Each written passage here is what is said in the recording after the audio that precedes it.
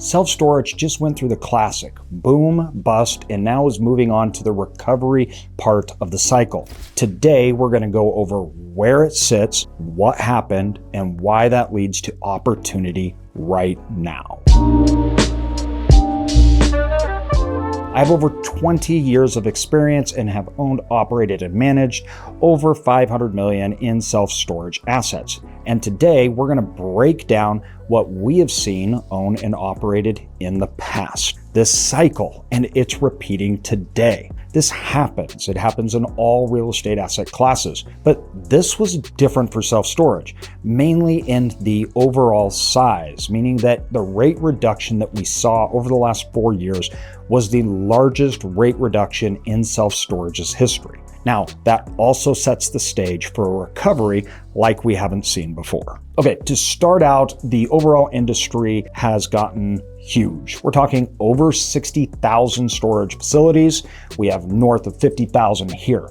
The industry's revenue is over 45 billion at this time. We have 10.8 square feet per capita, per individual of storage in the United States. We saw a national on average rent decline from the peak to the trough of 18% roughly, and new supply pipeline has now dropped by over 50%. So first, let's break down and let's look at the self-storage industry and annual revenues. You can see how much it has grown since 2015. 2015 was on the back of the recovery of the last cycle, and it really peaked out in 2020. Now, this part right here was defined to what I called back in 2001 and 22, the self-storage bubble. Now, this buildup was built up from artificially low rates by the government spending through all that was going on with COVID. That created a massive boom for the industry,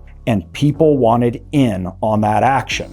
Now, through that, we had a massive buildup of supply here. This resulted in the correction. And what we've seen, this is by 2024, that kept going into 2025. That's when things changed, and we'll go into that. Now, this data is pulled from a lot of sources like Yardi, Sparefoot, Storage Cafe, Cushman Wakefield, CRE Daily, SSA, IBIS World, as well as Tract IQ and others. The United States is the leader in the world of self-storage by far.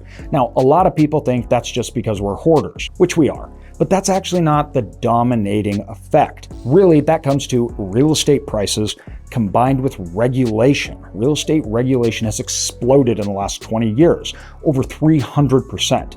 Combine that with HOAs, and Americans cannot use their land in real estate like they could prior to the 2000s. Self-storage really got started in the 70s and the 80s, making it the newest commercial real estate class out there. You can see this in comparison to Canada, Australia, UK, and others, where we have 10.8 square feet per person. Canada is 3.5, Australia is 6.3. Now, that's changing. A lot of other countries, self-storage on a per capita basis is growing far faster than the United States. You see, we pioneered the industry, others are adopting it, and it's expanding quickly throughout other countries as they face the same problems the United States does. But right now, let's look at how this got overheated. You see, the average national storage street rate boomed from 2019 to 2022 as that demand boomed. It just went up. Then the rate contraction that we saw was massive. What we've seen in 20 to 26, we saw the stabilization. So 20 to 24, stabilization, and then right into moving into 26. For the first time since 2022, we actually saw an increase in the street rates. We're going to look at what caused this. But this increase from 2019 to 2022 was basically 30%. That is a massive boom in the overall rental rate per square foot. This was making a lot of money for this industry. Now, the correction. When we look at the overall annual supply of delivery, meaning square footage of storage that came to the market, supply, that big boom and that increase in rental rates drove up deliveries, new supply to the market like we've never seen. Now, you may notice these don't quite line up because the boom ended in 2022. It really grew right here. But the supply came online really from 2022 to 2024. Now, that is a very important key fact. You may be wondering why, when the market had declined started in 2022, rates and occupancy started to drop, why was so many facilities still coming out? Why were developers and builders still putting storage out on the market? Well, that's because they weren't in 23 and 24. They started back here. But a development has a lag time. So what you developed in these 3 years takes 3 years to actually come out. During that big boom from 2020 to the end of 2022, developers started to jump in, lots of speculators to build because they were making so much money. That meant from 2020 to 2022, we had that massive increase in rates. Everybody jumped in to build. It takes 3 years to build. So what was started during these years came out in these, 2022 to 2024. Even though rates had already started to drop and occupancy had started to drop. That made the contraction that much worse. That is typical in what we see in real estate cycles. Now, storage also had the fact that it had performed so well in 2008. A lot of people really didn't understand self-storage, and they believed that it was recession-proof, something I absolutely hate, even though it wasn't. And they didn't understand the driving reasons for demand. All they knew is we could build it, and then we could sell it before it was even full and make millions. So people jumped in, and they jumped in a big, big way. This caused huge oversupply, and that dropped dramatically. 7.4 million square feet to 3.5 million square feet. Now, it's important to know that even during that time, the population grew and the actual users, meaning how many people use self-storage, didn't largely contract. So demand for storage went down due to housing. 45% and more of our new tenants come from movement in the housing market. When interest rates went up, the housing market froze. That's worse than the housing market actually dropping because people just don't move. In fact, transactions went lower than they did in 2008. That killed new demand for storage, leaving all of these new facilities that had been built vacant. And what did they do when they were vacant? They dropped rates to try to entice people to get in. This was propelled by the fact that major operators like REITs found they could lower the street rates. They could sell you a 10 by 10 for $50. And when you moved in, they would increase the price from $50 to $100 to $150 to $200 because the economics of when you need storage, you need it now and you go for the cheapest price. But once you move in, it's expensive and hard to move out. So rates plummeted to entice people to get in, and they just thought, we'll jack up the rates after they're already in. Horrible practice. I absolutely hate this, but it's what they were doing. Lots of people are out trying to buy facilities, small ones that range everywhere from $300,000 to $4 or $5 million. They're worried about getting the money or having the financing. This is why we team up with Live Oak Bank, because they get this. They understand storage. We have them help us underwrite deals for our students and others. They are one of the best people in the industry when it comes to getting loans, especially small business loans. They can actually help the customers when they find the asset, understanding how much debt can I get? What's it gonna look like? That changes them from being a bank to being a real asset to the customer. We recommend Live Oak Bank to our students as well as others that are trying to get into the storage business. They have an in-depth knowledge of this asset class. It's more than a bank. It's more than simply getting money. They're actually an asset and a partner to them, helping them go through all the things that they don't know and understand. This caused rates to collapse. In some markets, over 50% rate drop. Now, we can build this out in this time and we can see clearly the boom, the correction, and the recovery. This trough here was huge, this massive contraction, and this lasted for years. We're talking about when we really crossed from that peak from back in 2020. If we took the peak here, when the self-storage bubble occurred that I was talking about back then, this rise to that fall it has taken to almost 2026, we're just about there, to recover.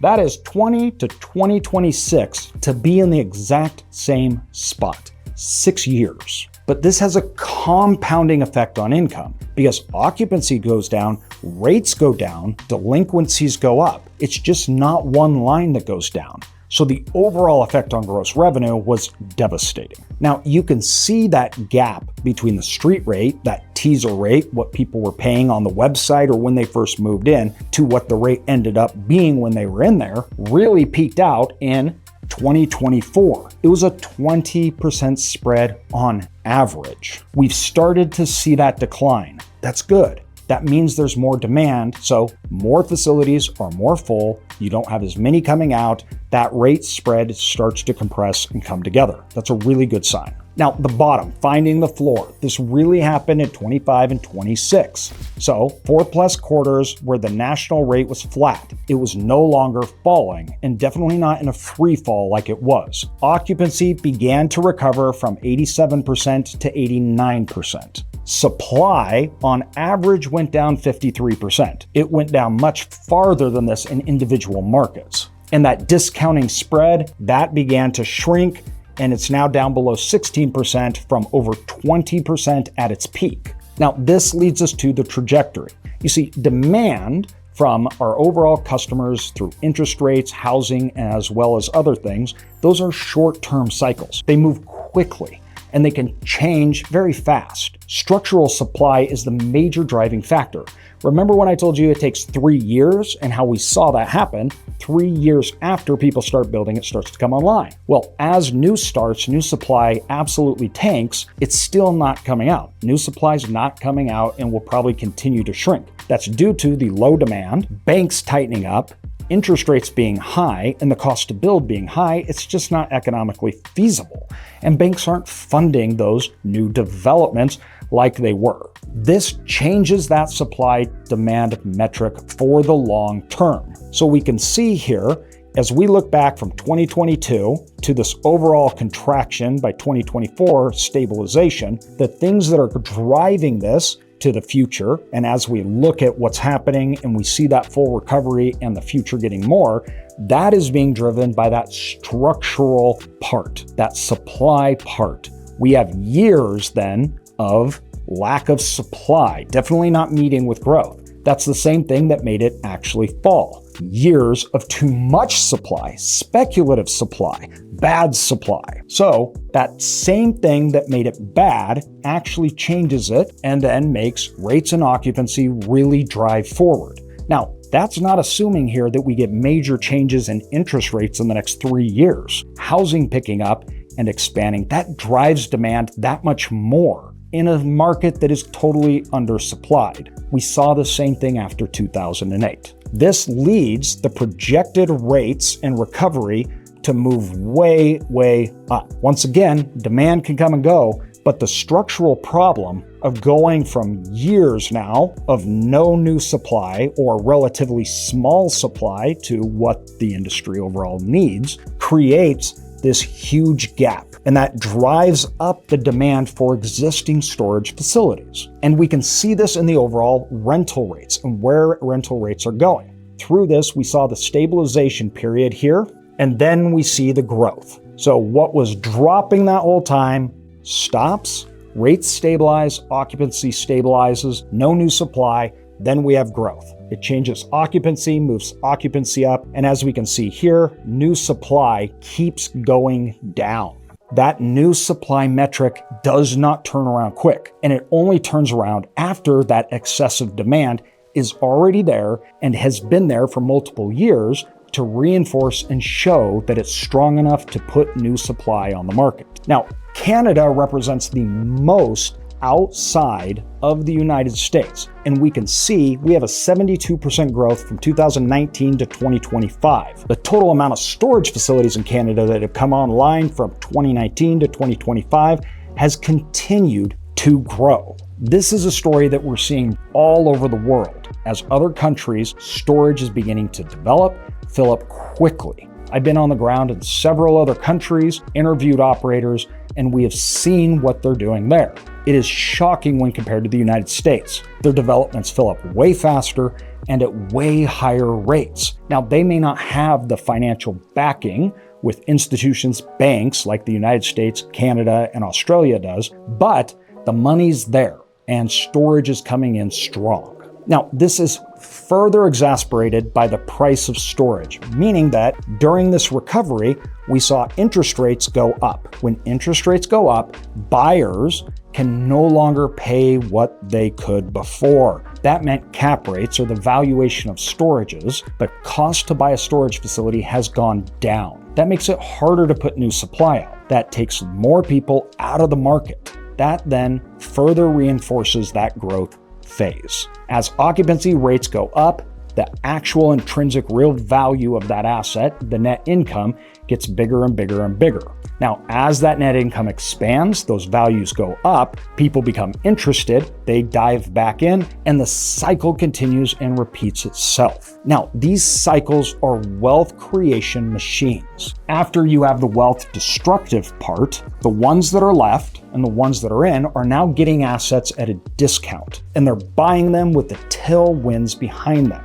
We saw this before, we saw this with 2008. It is only until the recovery comes and all those profits have been realized, everyone sees those gains, that people jump back in. They're furthering that cycle and that expansion, creating tremendous value for those that got in early. One of the biggest things of self-storage is it's still a fragmented industry. Now, when we got in, it was like 90+%, maybe 94% were mom and pops. That is consolidated, but it's still 50%. 50% of the industry is mom and pops. So the wealth creation also is added to the fact that it's a consolidated industry. As it consolidates, there's more buyers, it gets valued more people are making more money. This next cycle that we will see, you will see that consolidation continue until it mirrors other commercial real estate assets like commercial as well as multifamily, where the vast majority of those industries are institutional large players. That's why this next cycle that self-storage is going through will be one of the greatest wealth creations in the industry's history. What's important to remember are these cycles are long. They take time, and you can use the headwinds of the industry to learn, acquire assets at discounted prices, and then let the market move those values up, creating long-term income and equity for those asset holders. So while the last 4 years have been rough, the next 5 to 10 will be a boom. Let me know if you want to know more and what you want to know more about, and I'll make more content about it. Thanks, everybody.